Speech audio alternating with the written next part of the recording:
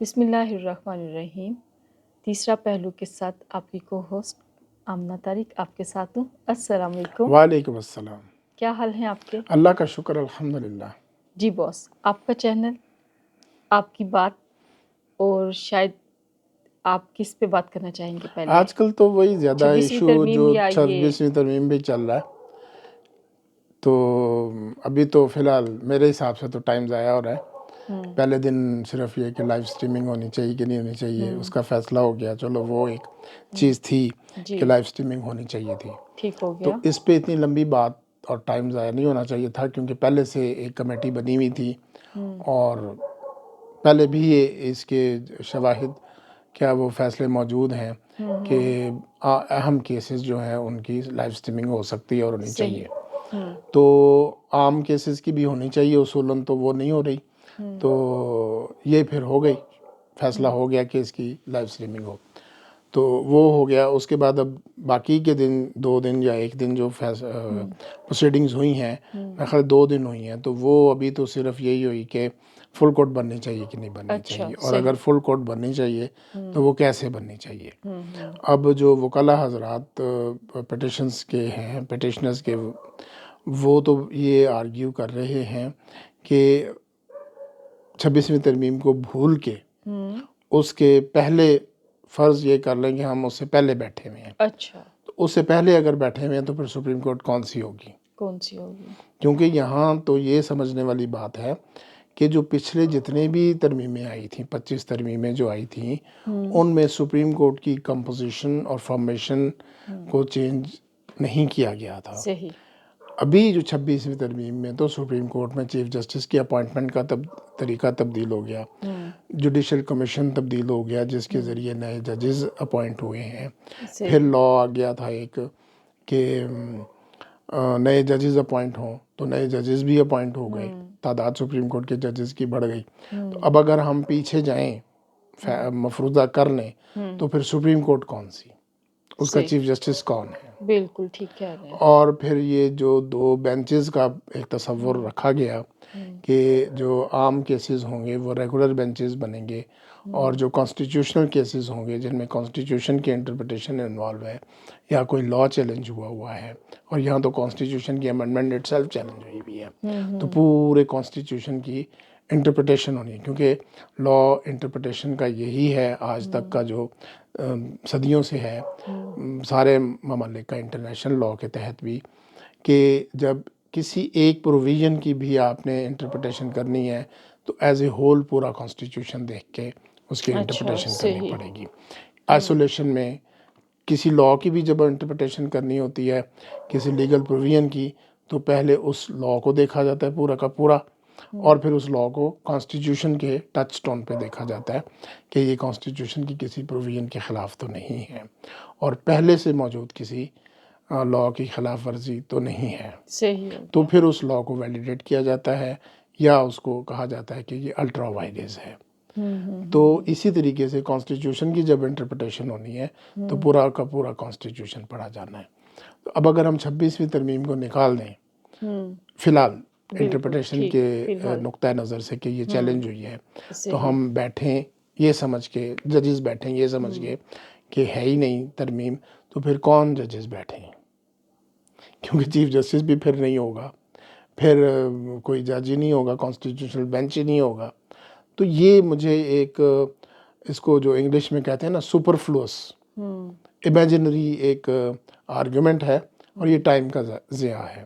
صحیح۔ اصل میں تو اتنے دنوں میں اب یہ آرگیومنٹس ہونے چاہیے تھے کہ یہ جو بیسک سٹرکچر جسے کہتے ہیں کانسٹیٹیوشن کا، یا سیلنٹ فیچرز ہیں، اس کی خلاف ورزی ہے، فنڈامنٹل رائٹس کی کوئی خلاف ورزی ہے، اسلامک پروویژن کی خلاف ورزی ہے، یا کانسٹیٹیوشن جو پہلے سے موجود ہے اور پہلے سے موجود کانسٹیٹیوشن میں امینڈمنٹس کے لیے جو ججمنٹس موجود ہیں ان کی کوئی خلاف ورزی ہے، اور پھر ایک پریکٹیکل کے پارلیمنٹ میں بحث ہوئی کہ نہیں ہوئی، اور وہ پراپر بحث ہوئی کہ نہیں ہوئی، ساری جو سیاسی جماعتیں تھیں پارلیمنٹ میں موجود انہوں نے حصہ لیا کہ نہیں لیا، اور اگر ہوئی تو یہ پراپر طریقے سے نہیں ہوئی، رولز آف بزنس کی خلاف ورزی ہوئی، قومی اسمبلی کے رولز کی خلاف ورزی ہوئی، سینٹ کے رولز کی خلاف ورزی، یہ چیزیں تھیں۔ ایک لمبا چوڑا سلسلہ ہے اصل یہ. چیز یہ ہے کہ اس ہاں. چیز کو دیکھا جائے تو پھر اس ٹچ سٹون پہ اگر نہیں یہ پوری اترتی تو پھر یہ آرگیو کیا جائے آسان کہ نہیں ہے یہ اس سارا. کو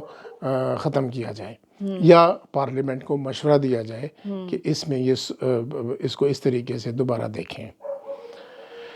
تو کانسٹیٹیوشنل امینڈمنٹ کو ختم کرنا بہت مشکل ہے. پہلے بھی سپریم کورٹ نے آج تک تو نہیں کی، ایک دو ہیں لیکن وہ شروع میں ہی سسپینڈ ہو گئی تھی، پھر پارلیمنٹ نے بھی اس پہ زور نہیں دیا. لیکن ان کیسز میں تو پارلیمنٹ نے بنا چکی ہے اور آج تک سپریم کورٹ نے کانسٹیٹیوشنل امینڈمنٹ کو ختم نہیں کیا. اچھا، دوسرے الفاظ میں ایز اے مزاح یہ چھتے میں ہاتھ ڈالنے والی بات ہے. شہد کی مکھیوں کا ہاں، چھتا شاید ہے، کہ اس میں مکھی کو ہاتھ چھتے ڈالنے میں والی ہاتھ ڈالا بات ہے اور وہ آپ صرف چھیڑ یہ دو تو بس میرے پھر خیال کے مطابق تو وہ اپنی سیاست کھیل رہے ہیں وکلاء حضرات بھی، اور جو ظاہر ہے سیاسی جماعتوں نے جن کو چیلنج کیا ہے جنہوں نے، کیونکہ وکیل کا کام یہ ہے کہ قانون جو موجود ہے اس کو امپلیمنٹ کرائے. اور ہاں، اگر قانون کانسٹیٹیوشن کی خلاف ورزی ہے ہاں اور جی. کانسٹیٹیوشنل امینڈمنٹ کسی کانسٹیٹیوشن کی پروویژن کی خلاف ورزی تو اس کو وہ کرے نا. بالکل.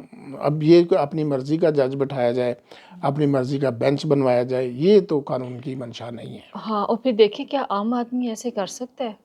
عام آدمی کے کیسز تو عام ریگولر بینچز سن رہے ہیں اور ان ہاں، کے یہ تو جو پھر زیادتی ہے نا. کانسٹیٹیوشنل ایشوز ہیں وہ یہی کانسٹیٹیوشنل بینچ سن کے فیصلہ کر رہا ہے. کئی کیسز میں فیصلہ ہوا ہے.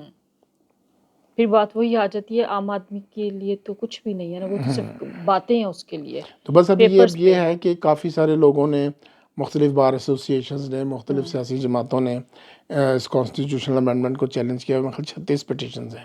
صحیح تو ہو ان گیا. کے پھر وکیل بھی کافی زیادہ ہیں، تو ان کو پھر سن کے فیصلہ ہوگا. تو تو یہ ابھی کب فی لگے الحال گا؟ جو ہے اب منڈے کو ہے. اچھا تو اچھا. ابھی فی الحال تو ایشو یہی ہے کہ فل کورٹ بنے کہ نہ بنے تو اچھا. کیسے بنے. صحیح. تو لیٹ اس سی. چلیں یہ پھر ہم دیکھتے ہیں منڈے کو کیا فیصلہ ہوتا ہے، پھر اس تو کے بعد کچھ سوچنے ادروائز میں بات پوزیشن کرتے یہ ہیں. ہے کہ پورا ملک پیرالائز ہے. جی. وہ کہنے کو تو لاہور اور اسلام آباد کے راستے بند کیے ہوئے، لیکن وہ جو کراچی سے لوگوں نے آنا ہے، پشاور بھی اگر جانا ہے تو اسی موٹر وے سے گزر کے آنا ہے، Of اسی course. جی ٹی روڈ سے گزر کے آنا ہے، اسی ریلوے ٹریک سے گزر کے آنا ہے. تو سارا کچھ بند ہے. جب تو ایک راستے میں بند ہوگا تو لوگ کدھر سے آئیں گے؟ اب جیسے میرے کیس میں ہاں جی. میں کہہ رہا جی بیل آپ ایک کی لینے کے لیے بندے نے آنا ہے پشاور سے یا میرا خیال ہے کے پی کے سے، مانسہرہ سے. تو وہ اب کیسے آئے؟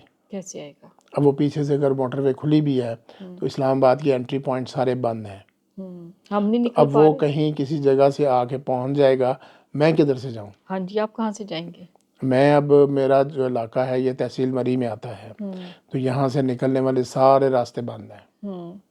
سٹک ہوئے ہیں ہم. سٹک ہوئے ہیں. 2 دن اب بالکل نہیں گئے. اب کل اتوار ہے، چلو وہ تو پریکٹیکلی چھٹی ہے. تو اب منڈے کا پھر مسئلہ ہے کہ منڈے کو کورٹس میں کیسے جائیں گے ہم. اور پھر یہ سارا کچھ ایسا ہوا ہے، کوئی پلاننگ نہیں تھی، کچھ بھی نہیں تھا. عام طور پہ گھروں پتہ میں بھی بھی نہیں تھا، ایک کچھ دم ہی. بھی نہیں تھا. زیادہ تو نہیں، کچھ ہلکا پھلکا کر لیتے ہاں ہیں، جی، کچھ چیزیں کر کچھ لیتے ہیں ارینجمنٹس یا کر لیتے ارینجمنٹس جی. کرتے ہیں. آپ اپنی فائلیں لے آتے، اب جہاں تک تھا کچھ آپ کر سکتے تھے یا کر ہم لیا. کئی دفعہ جیسے میں جا کے بس آفس میں ہی رہ لیتا تھا، ہاں، آپ اپنا لے تو جاتے ہیں اب سامان، یہ وہیں پہ رہ لیتے ہیں. مسئلہ ہو گیا. تو اب اس میں بھی ایک عجیب سا ایشو یہ ہے کہ غزہ میں 2 سال سے تباہی پھیل رہی تھی. جی. اس وقت ان لوگوں نے کچھ نہیں کیا، ہاں، خاموش تھے. اور اب ایک دم ان کو خیال آیا جب ہے کہ وہاں پہ جب اب وہاں پہ کمپرومائز ہو رہا ہے، کمپرومائز ہو رہا پیس، ہے تو وہ لوگ ہیپی ہو رہے ہیں، یہ شاید ان کی ہیپینس کو ہضم نہیں کر پا رہے. اب پتہ نہیں اس کو ایکسپلائٹ کر رہے ہیں، تو وہ احتجاج کرنا ہے اور ہمیں. افسوس کی بات یہ کہ مذہبی جماعتیں ایسے کرے. مذہب یہ سکھاتا ہے. کمال ہے بھائی. پورا ملک پیرالائز کیا ہوا ہے، پورے ملک کی معیشت خراب ہو رہی ہے. آپ اپنے دین کو بدنام کر رہے ہیں، خیال کریں اس چیز کا.